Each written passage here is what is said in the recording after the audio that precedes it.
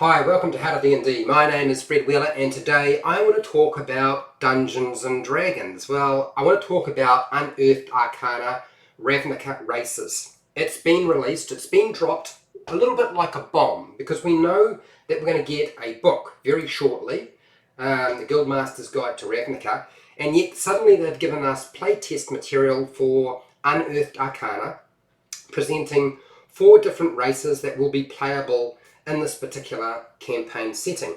And they've given us quite a tight deadline. Really, you've only got a couple of weeks, if that, maybe even a week and a half. They're going to present you with a survey so you can give your feedback if you decide to use this sort of thing.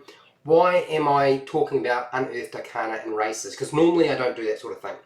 The reason being, I actually like one of the races in it, and that's why I really wanted to talk about it. So, self-serving in many respects. So let us get on with it and talk about the different races that there are. And look, if you want to play these races, have a talk to your Dungeon Master. You have to play them pretty quickly, literally in the next week and a half before they will release the survey. And then, you know, if you wanted to give feedback, then it's not going to be an option. But you can at least muck around with them till the official documentation comes through. All right. So let's start off with one of my favourites. This is the one that really drew me right to the whole idea in the first place, and that is the Elephant Man, the loxodon. The loxodon is basically a humanoid elephant, and I couldn't think of any race that would be more fun to play than an elephant man, elephant woman, elephant person, elephant humanoid. You have a trunk, you have tusks, you are big. Well, I thought you would be big. That's not necessarily going to be the case, unfortunately. They are relentlessly loyal, apparently, which I like that idea. Gifted at stonework. Feels a little bit like a dwarf, but hopefully bigger. We want bigger, not smaller. Lumbering giants. We're supposed to be quite hulking and massive and big and leathery skin, all those sorts of things. And they come with a variety of odd-looking names. I'm not even going to go anywhere near the names because I always struggle with that anyway. They get a couple of traits, and one is the ability score increase. You get +2 on your constitution score, so you can increase your constitution score by 2, your wisdom by 1. They live a long time, like 450 years. That's quite a long time. I thought that was quite impressive.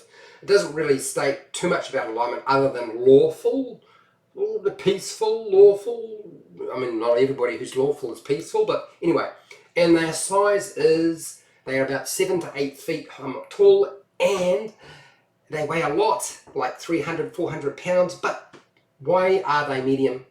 I thought I was going to be playing like an elephant. Why can't I be large? Why couldn't I be a bit bigger? Apparently not. Wizard to the Coast is obviously trying to steer away from being a large creature anyway. Powerful build. So you are classified as one size larger when it comes to carrying capacity and pushing, dragging and lifting things. Very exciting stuff. Speed is only 30 feet, as most races are. They have loxodon bravery, so you get advantage on saving throws when something's trying to frighten you. Sounds good to me. Natural armor, that leathery skin. So now we get yet another formula. There's so many formulas for calculating AC. So this is 13 plus your dexterity modifier, and you can use your natural armor to determine your AC if basically I'm not even going to go near that part of it. Okay, because I can see right now it's going to cause untold confusion. Masonry proficiency. So you are proficient with masonry tools, which is a good idea. If they're supposed to be good with stone, that would make a lot of sense. They get stone cunning, pretty similar to, almost looks identical to what you would get as a dwarf. And then the keen smell. Well, I'm glad that's the case, because don't they have a trunk that's supposed to be very sensitive? Sensitive trunk, get advantage on wisdom, perception checks, intelligence, investigation checks that rely on smell. And I think most things will always rely on smell. There are certain things that won't rely on such things as touch and sight, so you should be able to use that quite a lot. What I find a little unusual is apparently this loxodon understands how to speak, read and write common, but it doesn't seem to have its own language. It's a little bit odd. I don't know why that is. You'll have to ask Wizards of the Coast. You might want to even give them their feedback that it's a little bit strange. But in any case, let's move on to the next race. And this one is essentially, what would I call it? I would call it well, it's called the simic hybrid. I think this is like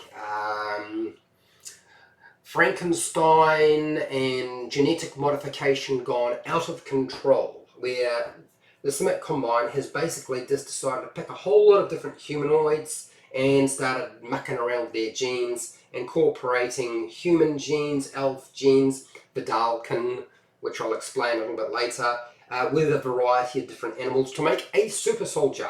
Sounds very familiar, we've heard this thing before. And they're supposed to be extremely good at combat, so let's hope that's the case. They get extensive adaptations, so lots of different things that they can do, and the names are you just pick your own sort of name really. So what are the traits for the Simic Hybrid? So you get a increase of 2 to your Constitution score, and you get to increase one other ability score of your choice, by 1. Their age tends to vary, so obviously you just decide how old you are. Obviously, if you're like 1 or 2, you might not be very good at adventuring.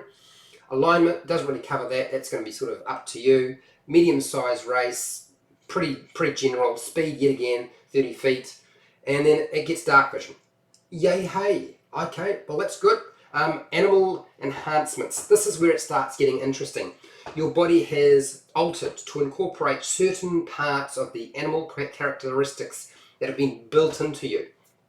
And so you get one of these enhancements straight off the bat, and then a second enhancement when you reach level 5. So at first level you can choose some of the following options, and that are, you get the Manta Glide, which essentially means that you can fall slowly. Woohoo! I don't know why we can't get to fly, because the Aarakocra can fly, but apparently you can get the Manta Glide. So you have sort of like ray-like wings that project out, that slow you down. Then there's the Nimble Climber, which basically means you can climb equal to your walking speed. So you climb twice as fast, basically. Underwater adaptation, very handy. You can breathe underwater. Oh, that seems like a good thing to have. And you have a swim speed that is equal to your walking speed. Yet again, being able to swim fast, but being able to breathe underwater, super helpful. Then when you get to level 5, not 15, level 5, you get grappling appendages. Sounds very strange, even a little bit kinky. You can go with either the claws or some sort of tentacle thing. Doesn't sound particularly pleasant, but you do damage with this thing, okay? It's bludgeoning damage, 1d6 plus your strength modifier, and I'm not going to go into all the details around it, but it can't manipulate a lot of things. So basically that appendage can't be used to do what the opening Dungeons and Dragons Mimi was suggesting, that you could hold like a whole lot of different things and basically go to town on something. Unfortunately, you can't manipulate a lot of things with these appendages, but they do allow you to do some attacks. Carpus, so basically you get like a +1 bonus to your AC when you're not wearing heavy armor. Okay, so that means when you're not wearing heavy armor, so that will apply when I'm wearing light armor and medium armor. Sounds like a good thing. I like that idea. Acid Spit. So this is very Mortal Kombat-ish. You basically get to spit acid as an action. It's 2d10 acid damage, and there's a saving throw involved to avoid taking quite a lot of damage. It's quite a bit. Now that's more impressive than your Dragonborn's breath weapon, and it scales. Would you believe it? The thing scales. It increases as you increase in level. It will increase as well. I'm a little bit disappointed that the only language they seem to understand, speak, read, write is Common and Elvish. But hey, apparently we're not into creating too many different languages, because that would make life too difficult for everybody. Okay, the next one. which is one of my favourites. I'm sure it's everybody's favourite, right? Because this reminds me completely of Star Trek, the Vedalken. The Vedalken is what I would say Wizards of the Coast attempt at making a Vulcan. they're colour coordinated, they're very blue, and they rejoice in all sorts of things. I'm a little bit I do feel like sometimes the tradition of copying somebody else's intellectual property and incorporating it into Dungeons and Dragons gets a little bit carried away at times. At least this is a little bit different, it's a different colour, but the theme seems to be following the same idea. They're cool and rational, Vulcan. They reasoning to perfection, so they're all about perfection, getting everything completely right. And when it comes to names, well, there's a whole bunch of names that I, yet again, cannot pronounce, but that's not unusual. And then you get traits. So your ability scores increase. So your intelligence score will increase by 2, and your wisdom score increases by 1. Their age sort of varies, but basically they're supposed to be adult at about 40, and their lifespan can be up to 350 to 500 years. Yep, Vulcan. Alignments can be lawful, but they are really evil. All right, well, I don't know that I necessarily, let's just make sure, just consider that as flexible, shall we? In terms of their size, they're between 6 to 6.5 feet on average, 200 pounds, medium size. Okay, all right, we've got the gist with that one. Speed, pretty standard, that's just the 30 feet. And Vedalken Dispassion. Dispassion. Vulcan, I should just say Vulcan, shouldn't I? You have advantage on intelligence, wisdom, and charisma saving throws. Pretty helpful, actually, considering some of the spells out there. Most of the spells, let's get it real, most of them are going to be dex, but occasionally get a strength or a constitution. But that's 3 different aspects to a saving throw that you covered. You've covered like, that's 50%. Pretty good if you thought. I honestly thought it was pretty good. Tireless Dispassion. Tireless Precision. I'm tired, guys. I apologize. So you get to be proficient in one of the following skills. You can have Arcana, History, Investigation, Medicine, Performance, or Sleight of Hand. And you are proficient with one of your chosen tools. Okay, so that sounds great. Whenever you use your ability check with that chosen skill or tool, you get to roll a d4 and add that number rolled to the check's total. So that means you can do that, plus your 20-sided dice roll, and if you can get advantage as well through other means, somebody helping you or a spell, that'd be pretty good. I like that idea a lot. And then of course, the languages kind of suck because they don't speak Vulcan, just common, unfortunately. The last race, and I've been building up to this one. I almost feel like I'm talking about a whole lot of characters from Mortal Kombat when I'm looking at this.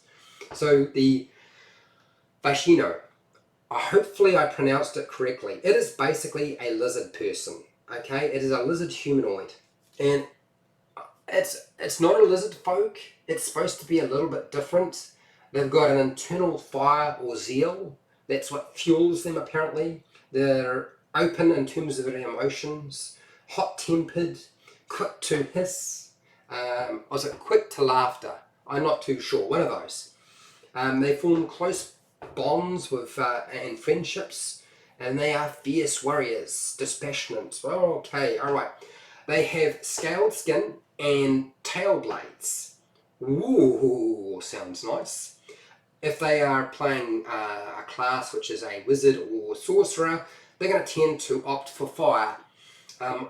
I have no issue with that. I've always had a proficiency towards fire myself.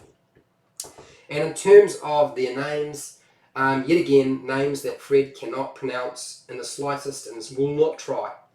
Their traits consist of, you get your ability score increases, dexterity, get 2 to that, and strength score increases by 1. Their age can vary.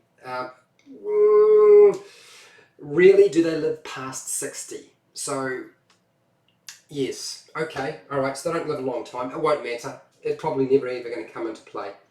Alignment tended towards chaotic. Alright, and never particularly inclined towards good or evil. Just chaotic. Sounds like trouble. They're as tall as a human. The wiry framed, and they're medium yet again. Nobody's going to be getting large today. Speed is 30 feet. They have a bite, fanged maw, which is a natural weapon. Kind of nice because, you know, if you just go and punch somebody, you're only going to get 1 plus your strength modifier. And these guys are going to get 1d4 plus their strength modifier if they decide to take a chunk out of you, which they could if they wanted to. They also get, surprisingly, a lashing tail. And I was actually looking at this and thinking, oh my gosh, suddenly the reaction has a use. I want to read this out so you can hear all of this. Your semi-prehensile tail is tipped with a bony blade. Immediately after a creature within 5 foot of you deals damage to you with a melee attack, you can use your reaction. Hang on, did they just say that if somebody attacks me in melee, I can use my reaction even though they haven't moved away from me to make an unarmed strike with my little tail? Okay. If you hit, you deal slashing damage equal to 1d4 plus your strength modifier instead of bludgeoning damage that you normally do with an unarmed strike. That just suddenly means that you potentially, particularly if you make a character who's up close, and let's have a look here. What is that? Dexterity and strength. Okay, so you can be up close, that's not going to be an issue. You potentially at level 1 going to be getting 2 attacks. One with your action, and when somebody is stupid enough to attack you, you get to use your reaction and tail whip them. I like it. It's going to be a problem. I can see a few dungeon masters not being terribly happy about this. It doesn't scale, thank God for that, but it's pretty powerful. They have a wiry frame, which means they get proficiency in acrobatics or stealth skill. Your choice. Well, that's good. If it was the dungeon master's choice, that would be a bit strange. And languages, nothing surprising here. You get common and draconic. Nobody's going to be creating any new languages today, I can see. So that's essentially it. I would like to say right now that I still think it's worthwhile giving it a shot, see what it's like, particularly since you've only got a week and a half to give feedback if you want to. Otherwise, at least you get a sort of a taste of what's to come. Hence why I wanted to do this video right now, so you had some time. I would have done it sooner, I just wasn't able to. I just couldn't squeeze it in, and I do apologise for not getting it done sooner. Okay, so that's it. So if you liked this video, please share and like the video. And if you're not subscribed to my channel, I would say, look, consider subscribing, because there will be more content like this. And also hit the bell button to be notified when I do new videos. If you want to support my channel, you did so by sitting through this live stream or watching this video. And I have about 500 more videos, and if you watch more of them, that will certainly help me out. I don't do Patreon, but down in the description you will find affiliate links to the book depository and Amazon. You can buy stuff online. I get a small commission. You don't have to pay anything more than you normally would. Just go through the link. You don't have to buy the thing I've linked to. You just go through the link and buy whatever you want to. And look, if you have any questions, now in the chat box right now, start feedback, questions, fire them out there. I will provide a link to the Unearthed Arcana Ravnica races down below in the description, so if you're wondering where it is, it's on the Wizards of the Coast official website, but the link is definitely below. So if you have any feedback, that's the best place to do it, in the chat box right now. Otherwise, if you're not part of the live stream, down in the comments. Questions, what do you think? This is a good thing, is a bad thing? I honestly like new races. I've never been terribly fond of additional subclasses or archetypes or classes full stop, but races and backgrounds, as a dungeon master, I've always felt they were good things. So I would suggest giving them a go.